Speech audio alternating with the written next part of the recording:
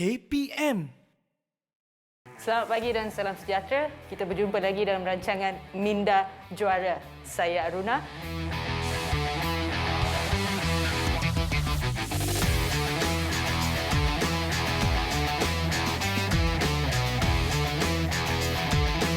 Kita akan bersama-sama dalam episod ini untuk mengenali dan mempelajari bagaimana untuk menjadi seorang juara. Bukan saja daripada segi fizikal, tetapi juga dari segi minda anda. Tunggu apa lagi? Kita pergi ke dalam episod.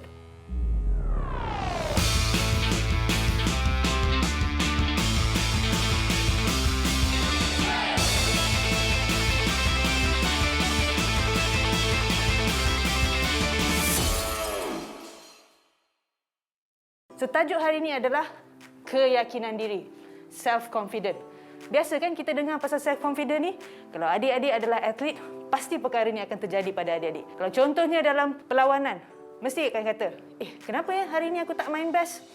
Tak confident lah. Tiba-tiba kata, saya tak rasa selesa lah hari ni. Terus tak rasa confident. Biasa kan kita gunakan ayat ini, kalau kita rasa macam kita bersemangat, tapi tiba-tiba dah masuk dalam padang tu, kita terus tak rasa confident. Kita tengok kita punya opponent, terus tak rasa confident. Betul tak? So, apa ini sebenarnya keyakinan diri? So, keyakinan diri ni kalau kita tanya balik dengan diri kita sendiri. Contohlah, sebab adik-adik ni pelajar-pelajar dekat sekolah kan. So, biasanya kalau dekat sekolah kan, kita ada subjek yang kita suka. Betul tak? Ada bahasa Melayu, ada bahasa Inggeris, ada matematik. Tapi bila kita suka dekat bahasa Melayu, tapi mungkin kita tak suka kat matematik. Especially atlet-atlet ni kan, susah sikit nak suka kat matematik kan. Kita ni bukannya orang kira-kira. Betul tak? So, bila kita pergi bahasa Melayu tu, laju je kita nak pergi kelas. Tapi bila sampai matematik je, kita menyelinap, pergi mana-mana, tak tahu kita nak pergi mana. Sebab apa? Maksudnya kita rasa yang kita belum cukup bagus untuk dalam matematik tu. Betul tak? Selalu kalau cikgu tanya soalan, kita tak bersedia. So, jadinya apa akan terjadi?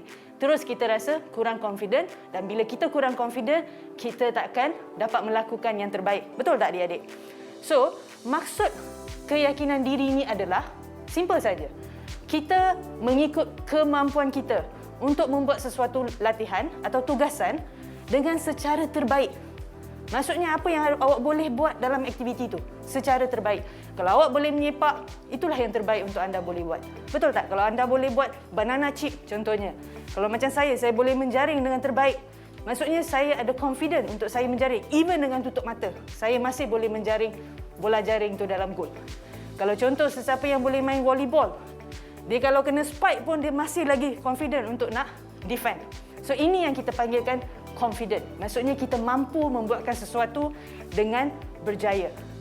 Tak semestinya kita akan confident dengan semua benda. Tak semestinya kita bagus untuk semua benda. Betul tak?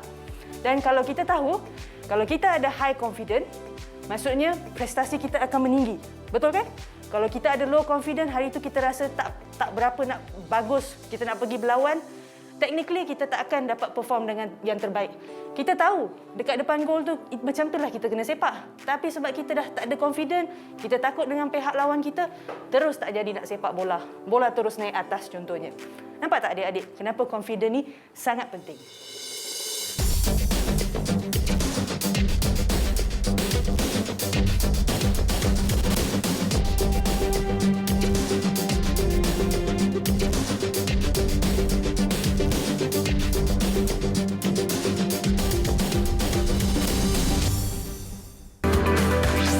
Didik TV KPM. Didik TV KPM.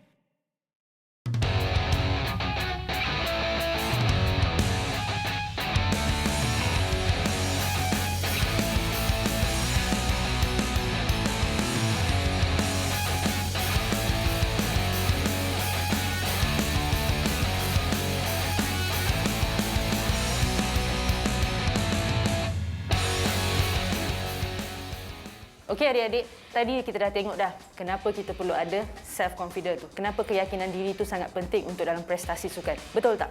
So, bila kita tengok balik, apa yang sebenarnya menyumbangkan kepada self-confidence, kepada keyakinan diri? Ada banyak perkara yang berlaku dalam persekitaran kita. Betul tak? So, ada perkara-perkara ini yang sebenarnya secara tak langsung atau langsung menyebabkan confidence anda, keyakinan diri anda sebenarnya meningkat. So, ini adalah yang kita nak tengok. Bagaimana kita boleh menyumbangkan untuk keyakinan diri kita. Yang pertama adalah pencapaian prestasi. Maksudnya, cuba lihat balik. Dulu masa first start main sukan tu, pandai tak nak sepak bola? Pandai tak nak menjaring bola? Pandai tak nak pegang kayu stick? Kan? Tapi sekarang hampir mungkin 3 tahun, 4 tahun, 5 tahun kita dah berlatih, kita dalam sukan tu. Sekarang pasti kita dah pandai. Betul tak? Sebab kita dah mencapai satu prestasi. Daripada tak tahu, kita sudah sampai tahu. Maksudnya ini adalah faktor luaran di mana kita mengambil masa untuk melakukan sesuatu dan bila sampai masanya, kita dah ada keyakinan untuk membuat daripada kosong sampai jadi 100% mungkin sekarang. Okey, yang itu yang pertama, pencapaian prestasi. Kena sentiasa ada. Kalau kita sentiasa berusaha untuk tahu apa benda yang kita nak capai, pasti akan membantu kita. Yang kedua adalah kita dah capai prestasi untuk diri kita sendiri. Cuba tengok untuk kita, tengok kejayaan orang lain. Adakah kita membantu untuk kejayaan orang lain? Contohnya, dalam pelajaran ke ataupun dalam sukan. Kita ajar adik-adik junior kita untuk baling bola. Kita ajar adik-adik junior kita untuk sepak bola contohnya. Dan bila adik-adik junior tu dah pandai main, dia dah pandai buat teknik dengan betul, bangga tak adik-adik? Bangga kan? Sebab apa? Kita dah boleh membantu seseorang sebab kita dah boleh menurunkan ilmu kepada seseorang. Dengan secara tak langsung, adik akan lebih confident, lebih yakin sebab adik dah tahu macam mana nak buat benda tu. Dan boleh mengajar. Itu yang penting sebenarnya. Bila kita dah boleh mengajar, yang pastinya kita dah tahu apa benda yang kita nak mengajar. Itu yang kedua. Yang ketiga adalah pujian. Ini yang paling selalu kita dengar. Coach akan kata, bagus awak main hari ini. Teknik awak sangat cantik. Sepakan awak memang terbaik. Awak punya tackle memang awesome. Bila kita mendengar pujian-pujian ini, apa yang terjadi pada diri kita? Yang pertama adalah kita rasa, yes, saya dah buat yang terbaik. Apa yang saya buat adalah betul. Bila kita melakukan sesuatu dan kita dapatkan pujian, maksudnya kita faham jalan kerja kita adalah sesuatu yang bagus. Betul tak? Bila kita dengar kat rumah contohnya, mak kata, rajin anak aku ni sidai kain. Rajin anak aku ni basuh pinggan mangkuk. Bila mak puji, banyak tak kita nak buat? Kita rasa macam, best lah nak buat, mak nak puji lagi. Mungkin kita akan ada dapat ganjaran. Betul tak? Itu yang kedua, pujian. Bila kita dengar lagi banyak pujian, maksudnya kita punya keyakinan diri akan naik. So, bila orang puji, kata terima kasih. Sebab orang tu puji, sebab anda dah buat dengan betul. Betul tak? Alright? Yang keempat pula adalah faktor di mana pengalaman melihat. Mungkin kita belum lagi bermain di peringkat kedunia. Kita belum lagi bermain di peringkat kebangsaan. Tapi mungkin kita dah bermain di peringkat MSSM sekarang ni. Atau di peringkat sekolah, peringkat daerah. Tak kisah peringkat mana pun. Tapi kita dah ada pengalaman melihat macam mana kejohanan itu berlaku. Betul tak? Cuma apa yang akan berbeza? Kita punya pihak lawan saja akan berbeza. Intensiti pihak lawan kita saja akan berbeza. Betul tak? So kalau kita dapat ada pengalaman melihat, kita tahu apa yang kita akan pergi, apa yang kita akan buat, secara tak langsung, kita punya keyakinan diri akan naik. Betul tak? Daripada langsung tak tahu, tapi kita tahu serba sedikit. Dan keyakinan kita akan jadi tinggi juga. Kita tak takut. Ini adalah faktor-faktor luaran. Di mana ada 4 faktor luaran kan? Kita dah cerita tadi. Ini adalah 2 faktor dalaman. Di mana faktor yang pertama adalah keadaan fiziologi kita. Macam mana body kita react? Contohnya adik tengok saya. Relax tak saya? Saya rasa tenang, saya berborak dengan anda. So saya rasa sangat confident untuk borak depan TV ni sebenarnya. Sebab apa? Saya rasa saya boleh melakukan yang terbaik. So bila kita ada dapat satu respon daripada badan kita mengatakan yang kita kata, okey, saya relax, saya tak takut, I'm very good. Secara tak langsung, keyakinan diri anda akan meningkat sebab anda tak takut. Itu yang pertama. Yang kedua adalah daripada keadaan emosi kita. Okey, keadaan emosi kita. Kalau kita takut, kita gusar, kita bimbang, nervous tak tentu, jantung nak keluar daripada dada dah contohnya. Bila itu terjadi, apa akan kita sampaikan maklumat kepada otak kita? Tak selesa lah, aku tak boleh lah, macam mana ni? Padahal dah 4 tahun kita training contohnya. 3 tahun kita training untuk nak pergi kejohanan tu.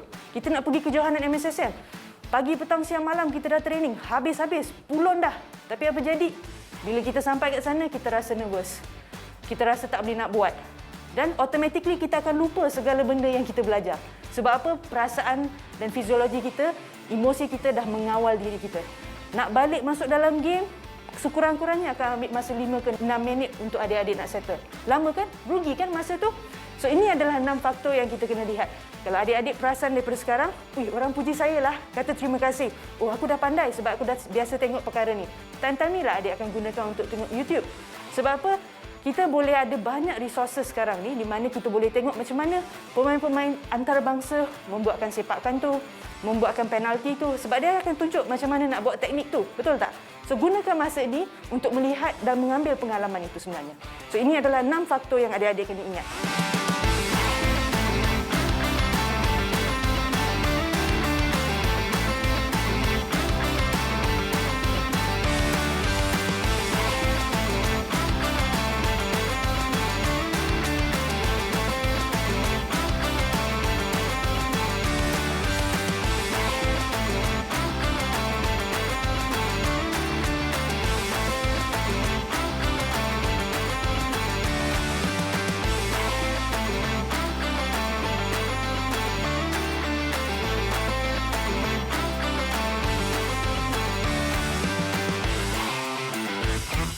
Alright adik-adik, tadi kita dah tengok apa faktor-faktor yang menyumbang untuk keyakinan diri kita. Pastikan adik lihat dan tengok benda perkara-perkara itu. Yang kedua adalah macam mana kita nak meningkatkan keyakinan diri kita. Pasti ada cara dia kan? Saya nak sharekan 5 perkara. Ada 5 tips untuk adik-adik. Kalau adik dah pandai buat 5 perkara ini, saya rasa dalam masa yang terdekat, dalam masa akan datang, adik dah boleh menguasai keyakinan diri ini sebenarnya. Itu yang penting. Alright, okey. Yang pertama adalah jangan bandingkan diri anda dengan orang lain. Ukur baju di badan sendiri. Kenapa itu sangat penting sebenarnya? Kan? Kalau kita saiz XL, boleh ke kita nak pakai baju S? Saiz S? Tak boleh kan? Susah kan? So, kelebihan kita, kekuatan kita adalah kita yang punya. So, kalau hari ini kita pandai, kita boleh buat fitness, kita boleh lari 45 minit dengan tak ada masalah. Itulah kekuatan adik. Tak semestinya orang sebelah tu boleh lari sama pace, sama laju. Tak mungkin. Ataupun mungkin, tapi mungkin orang boleh pergi lebih. So, tanya dengan diri sendiri, apa yang kelebihan anda dan kekuatan anda sebenarnya? Dan apa kekurangan anda? Itu yang penting. Alright? Bila kita tahu apa yang kita mampu buat dan kita buat dengan cara terbaik, kita akan jadi lebih confident. Betul So, tengok balik, adakah kita cuba membandingkan diri kita dengan orang lain? Yang kedua, persediaan. Ini sangat penting sebenarnya. Kalau let's say kita nak pergi exam, kalau kita nak pergi competition, takkan pagi tu baru kelang kabut nak cari kasut, nak cari baju, nak cari semua benda. Kita akan bersedia daripada malam tu. Betul tak? Kita dah siapkan baju kita dah siapkan jersey kita dah buat persediaan.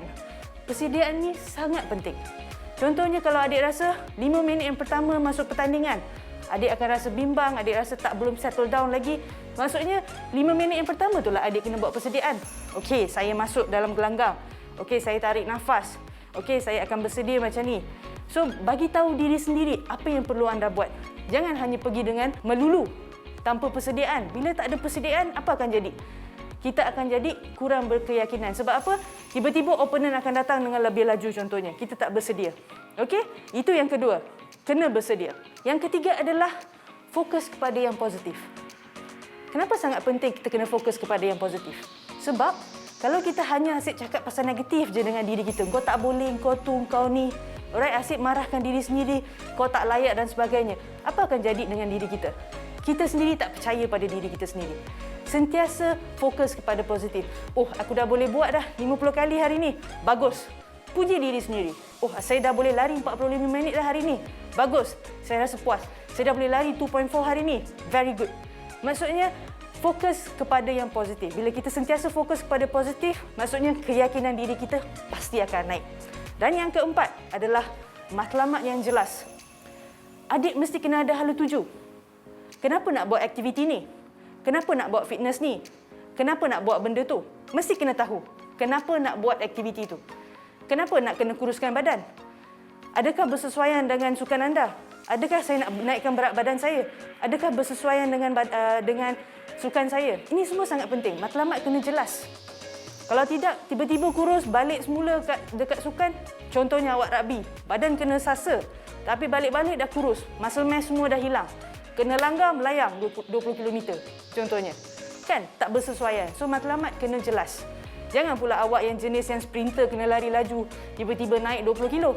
Macam mana nak lari? Tinggallah kat belakang. Betul tak? Alright? Dan yang last sekali, kalau kita dah ada matlamat, pastikan matlamat tu boleh dicapai. Itu yang sangat penting. Jangan buat kerja separuh jalan. Macam orang tua-tua kata, jangan tinggalkan kerja separuh jalan. Sebab apa? Bila kita dah start, kita kena habiskan.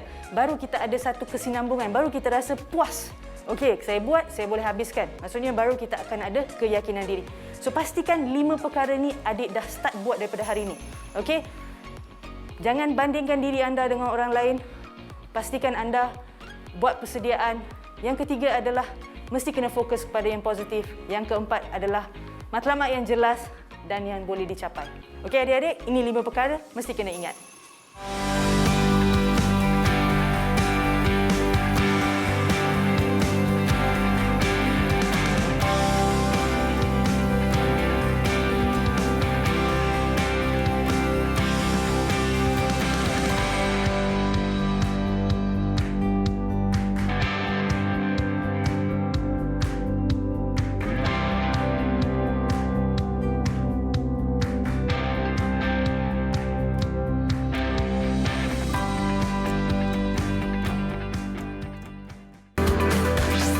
Didik TV KPM.